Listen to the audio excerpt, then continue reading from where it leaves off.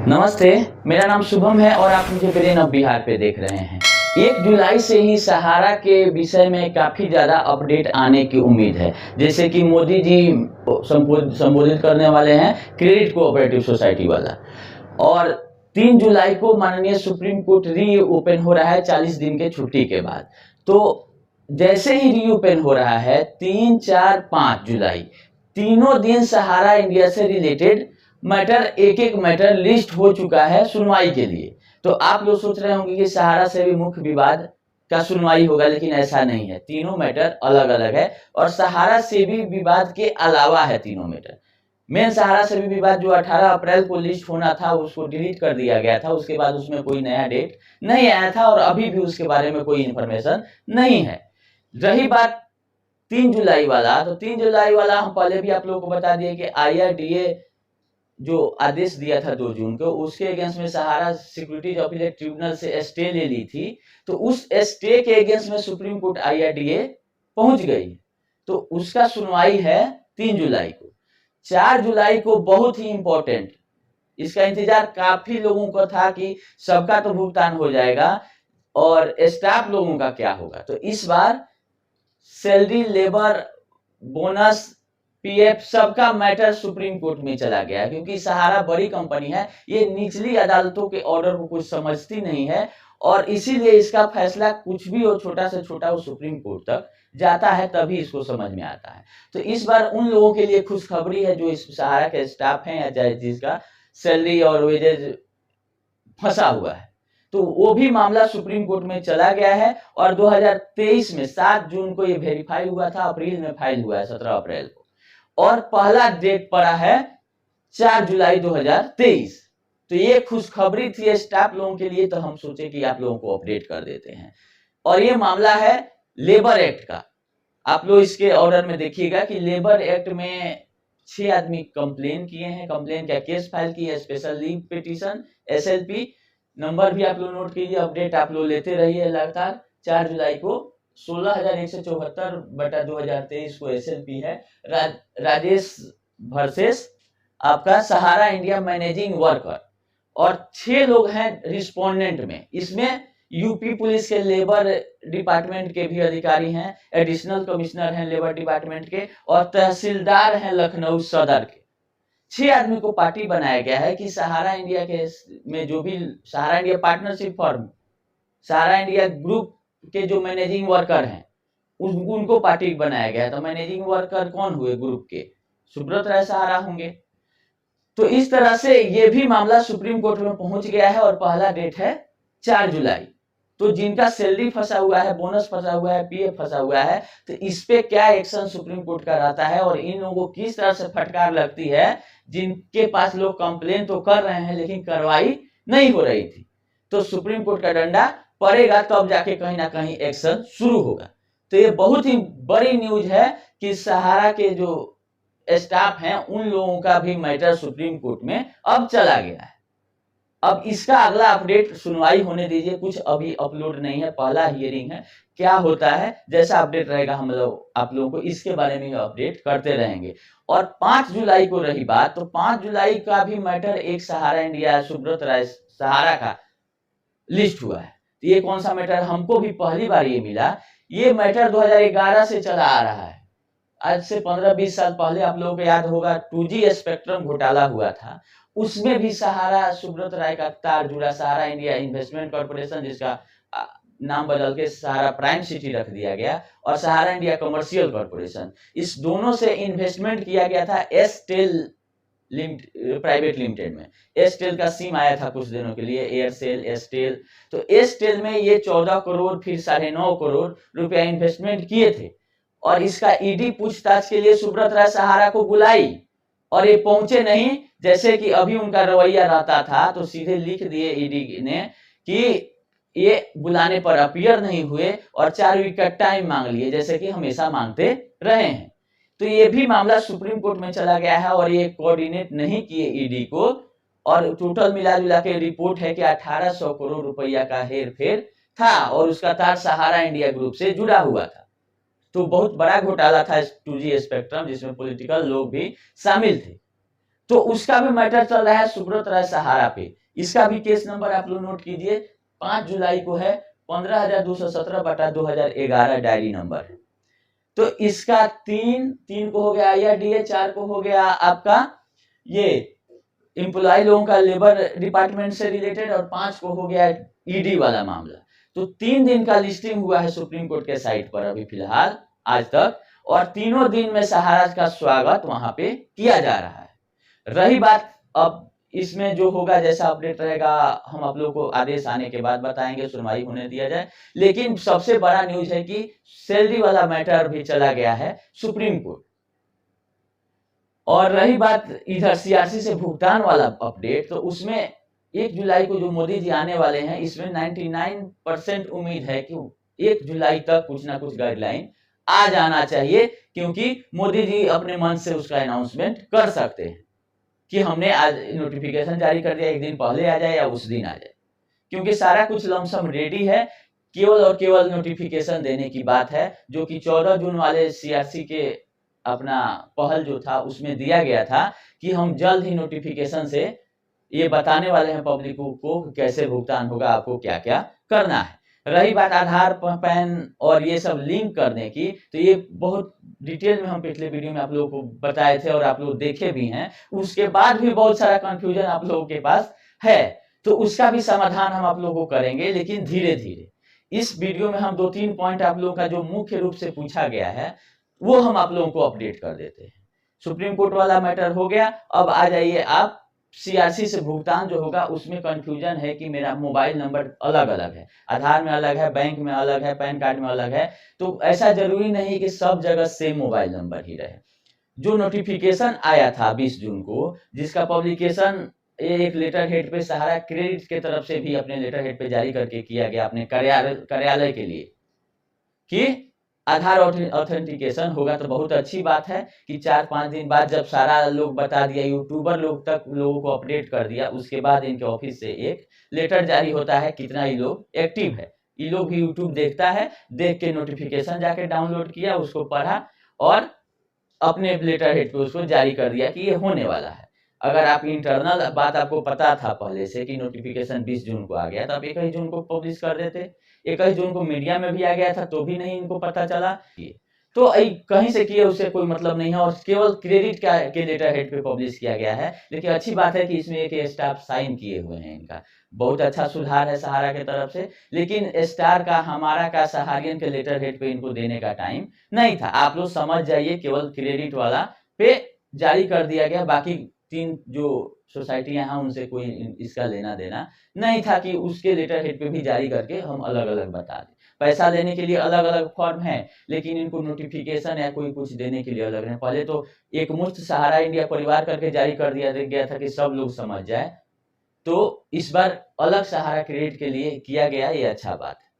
अब रही बात कंफ्यूजन वाली, कमेंट बहुत लोग का आ रहा है कि जिसका पार्ट पेमेंट हो गया है उसका क्या होगा, जिसका बॉन्ड खो गया है उसका क्या होगा, आधार में मोबाइल नंबर लिंक नहीं है तो क्या होगा। तो आधार में मोबाइल नंबर जरूरी है, क्योंकि आधार को ही बेस मान के बोला गया कि इसका OTP जाएगा, वेरीफाई कीजिएगा तभी आगे बढ़ेगा। अब रही बात नाम मिसमैच का, तो नाम मिसमैच का कहीं कोई गाइडलाइन नहीं है कि किसको देंगे किसको नहीं देंगे। KYC का मतलब ये हुआ कि आपका जो सहारा में डाटा है और जो आपके आधार में डाटा है वो मैच करना चाहिए। थोड़ा बहुत वेरिएंस भी है तो कोई दिक्कत नहीं है, क्योंकि आपका भी आधार नंबर अगर सहारा क्रेडिट में आप जमा कर रहे होंगे तो वहां पड़ा होगा, सेम आधार नंबर यहाँ भी होगा। जिनका आधार नंबर नहीं पड़ा उनका नया से लिया जाएगा। जिनका एप्लीकेशन में ही आधार नंबर 90% लोगों का है, वहीं आधार से वेरिफिकेशन हो जाएगा कि हाँ ये आदमी सही है, इसका बैंक अकाउंट सब कुछ चालू है। मात्र इतना ही से मतलब है, इसको कॉम्प्लिकेटेड करने की सोचने की ज्यादा जरूरत नहीं है। आधार पैन लिंक वाला मैटर है वो इनकम टैक्स का है, 3 साल से चल रहा है, उसको सहारा पेमेंट से अभी नहीं जोड़े, करवा ले लिंक, क्योंकि लिंक करना जरूरी है, ये अलग बात है, 30 जून तक टाइम है। लेकिन इसको पेमेंट से नहीं जोड़ना है। पेमेंट से केवल और केवल आपको अपना मोबाइल नंबर आधार में अपडेट करा लेना है, अगर नहीं है तो। बहुत लोग बोल रहे हैं कि हम सिम कार्ड लेने में आधार दिए तो वो मेरा लिंक हो गया, तो वो सिम कार्ड लेने में वो उल्टा हो गया, वो मोबाइल नंबर लेने में आधार का यूज किया गया। यहाँ पे है कि आधार के सॉफ्टवेयर में आपका कौन सा मोबाइल नंबर दिया हुआ है, जिसपे कि आधार डिपार्टमेंट अगर OTP भेजे तो पहुंच जाए। और एक में नंबर 4-5 आधार नंबर में पड़ सकता है। तो अगर किसी घर में एक भी मोबाइल है तो अपने 3-4 आदमी के, 5 आदमी तक के आधार में उसको अपडेट करा ले। अगर नहीं है तो, अगर है तो बहुत अच्छा है, सब लोग आधार से पैसा उठा रहा है और जैसे उठाता है वैसे ही मैसेज आ जाता है। बैंक में भी उनका अपडेटेड है, तो बैंक में भी अलग नंबर है, कोई दिक्कत नहीं है। आपको आधार वाला ओटीपी बस आ जाना चाहिए, बस इतना ही, इससे ज्यादा आप अभी कुछ नहीं आप सोचिए। रहा बात मिसमैच का, तो गाइडलाइन आने दीजिए कि क्या किसका करेगा। बॉन्ड जिसका गुम हो गया है, तो बैंकिंग का जो सिस्टम है कि बॉन्ड गुम हो जाता है तो डुप्लीकेट बॉन्ड जो है वो बैंक जारी करती है। आपका अकाउंट नंबर से, नाम से, कुछ भी आपके पास अगर प्रूफ है, फोटोकॉपी है, या आप अपने नाम से उस ब्रांच से सर्च करा दीजिए। अकाउंट नंबर जो आपका होगा, मेंबरशिप आईडी, पैन नंबर, आधार नंबर से सर्च करके निकाल लिया जाता है। और फिर डुप्लीकेट बॉन्ड इशू करना जिस तरह से बैंक का काम होता है, उस तरह से सहारा का काम है कि जिसका बॉन्ड गुम हो गया है उसका डुप्लीकेट बॉन्ड अपने साइन मोहर से, मतलब सेकेंड कॉपी करके इशू कर दे। वो मान्य होगा क्योंकि है तो जेन्युइन, भले ही गुम हो गया हो। सारा लिख के अपने देगी कि हाँ हम जारी कर रहे हैं, ओरिजिनल स्टैंप उस पे साइन मोहर होगा उसके ब्रांच का, जिस ब्रांच से आप इशू कराए हैं। उस ब्रांच मैनेजर को आपके पास जाइए कि मेरा बॉन्ड गुम हो गया है और मेरा अकाउंट नंबर खोज के मुझे बॉन्ड रीप्रिंट करके दिया जाए, या हेड ऑफिस अपना कुछ प्रबंधन करेगा सहारा का। तो जिनका बॉन्ड गुम हो गया है उनको री इशू करवाना पड़ सकता है सहारा से ही। और रही बात की पार्ट पेमेंट, बहुत एजेंट लोग कर दिए हैं, काफी एजेंट लोग तो गाली देते हैं हमको, लेकिन उनका भी समाधान ब्रेन ऑफ बिहार पे ही मिलता है, वो लोग भी देखते हैं। इसीलिए मेरा फर्ज है कि उन लोगों को भी कुछ हम अपने हिसाब से जो हमको समझ में आता है वो हम अपडेट कर दें। तो जिनका पार्ट पेमेंट हो चुका है वो लोग पहले समझिए कि बॉन्ड को खरीद लिए। बहुत लोग प्रेशर बना के जबरदस्ती लिया पैसा एजेंट लोगों से, बहुत लोग स्वेच्छा से लगा कि इंटरेस्ट वाला पैसा मेरा दुगुना मिल जाएगा और इनको हम केवल जो जमा किए हैं उतना ही पैसा या कुछ निगोशिएट करके पैसा देके बॉन्ड ले लिए। लेकिन अब जो मैटर फंस गया है कि जो भुगतान कर दिए हैं और बॉन्ड पे नाम है पार्टी का, पैसा जाएगा पार्टी के अकाउंट में, वही सिस्टम है। तो ऑफिशियली था नहीं ना कि हम बॉन्ड को कन्वर्ट कर देंगे, चाहे एजेंट अपने नाम पे ले लेंगे। ये तो उस उम्मीद में लिए थे कि सहारा इंडिया का भुगतान जब होगा तो सहारा से ही होगा। ये लोग सिस्टम को चैलेंज कर दिए थे सहारा के मैनेजमेंट कि हम लोग का भुगतान मतलब सरकार कर ही नहीं सकती है जितना पेच हम लोग फंसाए हैं। मतलब सूरज पश्चिम से निकल सकता है लेकिन सहारा का भुगतान सरकार नहीं कर पाएगी, इतना तक लोगों को भरोसा था। लेकिन इस सब पे पानी फिरते हुए दिख रहा है कि भुगतान सीआरसी और सरकार के पहल से होने जा रहा है। अब इन लोगों को बेचैनी पकड़ा है कि पार्टी को पैसा भी हम दे दिए और बॉन्ड भी उसके नाम पे है, तो बिना उसके परमिशन के बॉन्ड उसके ही अकाउंट में पैसा जाना है। अब क्या होगा? तो इसमें ये आप कर सकते हैं कि आप लोग अगर पैसा दे दिए हैं या जो बॉन्ड धारक हैं वो जबरदस्ती पैसा ले लिए प्रेशर बना के एजेंट पर, तो जितना पैसा आप उनको दिए हैं उतना का आप चेक ले लीजिए, पहले विथ इंटरेस्ट ले लीजिए अगर देते हैं तो, कि जितना नहीं तो आप लोग एक आपसी सहमति से ही एक बनाइए कि अगर पैसा डबल मिलेगा तो मेरा कितना शेयर है, इनका कितना शेयर है। आप बॉन्ड उनको ओरिजिनल दे दीजिए या अप्लाई करा दीजिए और एक बिना डेट का चेक ले सकते हैं पार्टी से कि आपका जब पैसा आएगा तो इतना हम निकालेंगे, चाहे वो बियरर हो चाहे अकाउंट पे ही। क्योंकि ये सब अनऑफिशियली था, बॉन्ड खरीदना और बेचना। बिना डेट का एक चेक ले लीजिए क्योंकि 3 महीना ही चेक का वैलिडिटी होता है, डेट पड़ जाएगा तो 3 महीने बाद एक्सपायर कर जाएगा। इस शर्त पे आप बॉन्ड वापस कर सकते हैं अपने कस्टमर का कि अगर आपका हम 1 लाख का बॉन्ड है, 50,000 हम पेमेंट कर चुके हैं, 50,000 इसमें आपका है, तो विथ इंटरेस्ट कितना आ रहा है मैच्योरिटी अमाउंट, उस हिसाब से अपना शेयर कर लीजिए कि इसमें 50,000 हम आपको 2 साल पहले दे चुके हैं तो 2 साल का मेरा भी ब्याज हुआ तो मेरा 70,000 या 80,000 जो जिस पे पार्टी एग्री हो उतना का आप चेक ले सकते हैं उनसे। तब बॉन्ड हैंड ओवर कर दीजिए कि अपना बॉन्ड लीजिए, आप भुगतान ले लीजिए सीआरसी से, और जब पैसा आपके अकाउंट में आएगा तो हम अपना चेक क्लियर करा लेंगे। क्योंकि बहुत लोग जबरदस्ती भी किया है एजेंट के साथ कि हमारा पैसा तुम लाके दो, तुम जमा कराए। तो एजेंट इस प्रेशर में या कहिए कि इंटरेस्ट के लालच में कि हाँ हमारा अगर हम 10,000 का बॉन्ड 10,000 में खरीद लेते हैं तो मैच्योरिटी पर हमको 20,000 मिलेगा, 10,000 का बेनिफिट होगा। कुछ भी हो सकता है रीजन बॉन्ड का पेमेंट करने का, जो भी हो पार्टी के ही अकाउंट में पेमेंट जाएगा और उसका यही रास्ता है कि आप चेक, कैश, जो भी जिस तरह से मैनेज हो, अपना पैसा वो पहले ही आपको दे देते हैं भुगतान होने के पहले कि अपना पैसा ले लीजिए, मेरा बॉन्ड दे दीजिए, तो पैसा भी आप ले सकते हैं, बॉन्ड उनका वापस कर देंगे क्योंकि भुगतान उन्हीं को होगा। ये कहीं से ऑफिशियली नहीं था कि आप बॉन्ड का पैसा भुगतान कर दीजिए, प्रेशर में आप दिए, वो अनऑफिशियल। तो इस तरह का बहुत सारा कंफ्यूजन अभी भी है, लेकिन इस वीडियो को लंबा नहीं करेंगे हम। बॉन्ड लॉस हो गया, एमआईएस का भी लोग पूछ रहे हैं, तो एमआईएस का अभी कोई गाइडलाइन नहीं है।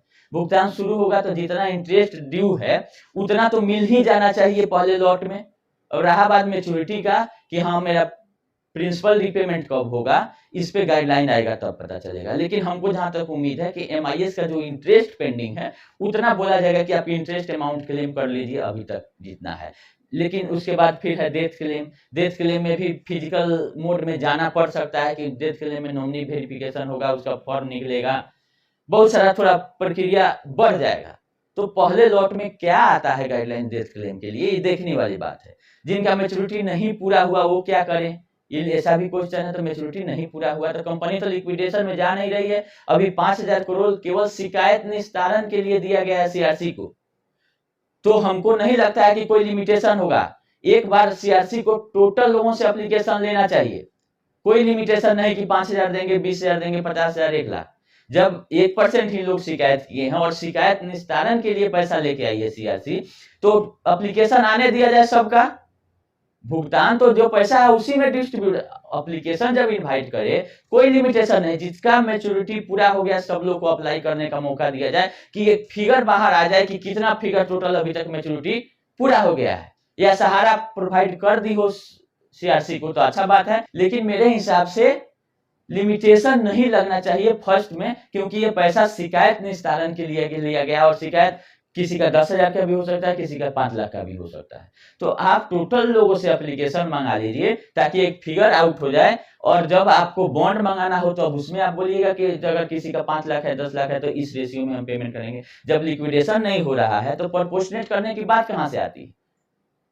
कंपनी जब बंद होती है, पीएससी वाला बंद हो गई, तब प्रोपोर्शनेट किया गया कि इतना इतना करके धीरे धीरे बांटेंगे। कंपनी तो चलना है, जितना लोग का मैच्योरिटी पूरा हो गया और सहारा भुगतान नहीं कर रही थी, उनका शिकायत किया गया जिसके लिए पैसा मिला है, तो उनका शिकायत का निस्तारण तभी खत्म होगा जब वो टोटल भुगतान पा जाएंगे अपना। तो मेरे हिसाब से लिमिटेशन नहीं रहना चाहिए, सबको अप्लाई करने का अधिकार देना चाहिए जिसका मैच्योरिटी पूरा हो गया। मैच्योरिटी नहीं पूरा हुआ उनका क्या एक्शन होता है सीआरसी का, क्योंकि ये प्रक्रिया में सब लोग लगा हुआ है अभी कि प्रक्रिया भुगतान का और एप्लीकेशन का शुरू हो जाए, इसके बाद सहारा का भी हिसाब किताब होगा।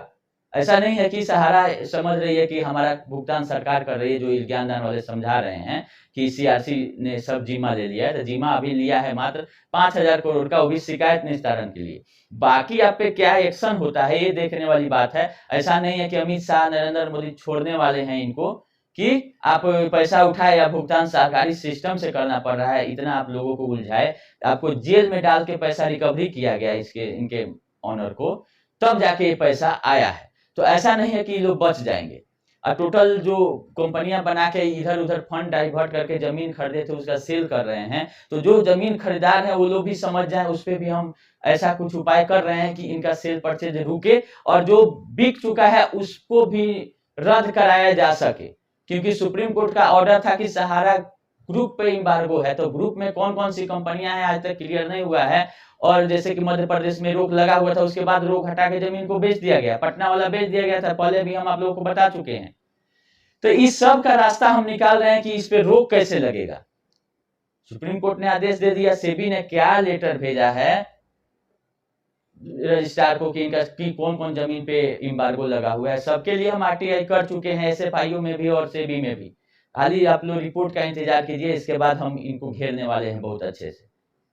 और इनका भी जितना जमीन बिका है और चाहे बिक रहा है, जो खरीदार हैं वो लोग भी थोड़ा सचेत हो जाएं, क्योंकि रजिस्ट्री रद्द भी होता है तो रजिस्ट्री अमाउंट से लेकर सब कुछ आपका डिस्प्यूट में चला जाएगा। अगर आप सहारा से जमीन खरीद रहे हैं तो सहारा से भी अकाउंट में अगर पैसा जा रहा है तो सही है। अदरवाइज ये बोल रहे हैं कि ये इस ग्रुप की कंपनी नहीं है, तो ग्रुप के डिफिनीशन में क्या क्या आता है इसको भी जरा अच्छे से आप लोग पढ़ें। और ये मामला सुप्रीम कोर्ट में जल्द ही उठने वाला है कि ग्रुप में कितने ग्रुप के कंपनियों पे रोक था, उसके बाद भी सेल हो गया और उसका पैसा आया, वो कहाँ गया, उसका हिसाब इनसे लिया जा सकता है। खैर ये वीडियो अभी इतना ही पे हम समाप्त करते हैं, लंबा नहीं करते हैं। फिर जैसा अपडेट आता है हम आप लोगों को बताते रहेंगे समय समय पर। और भी कंफ्यूजन हो तो कमेंट कीजिए, चाहेंगे हम अपने हिसाब से कि आप लोगों का जवाब दें। जितना ही प्रॉब्लम आप लोगों का सॉल्व हो सकता है मेरे थ्रू हम करने का प्रयास करें। अभी के लिए इतना ही, धन्यवाद।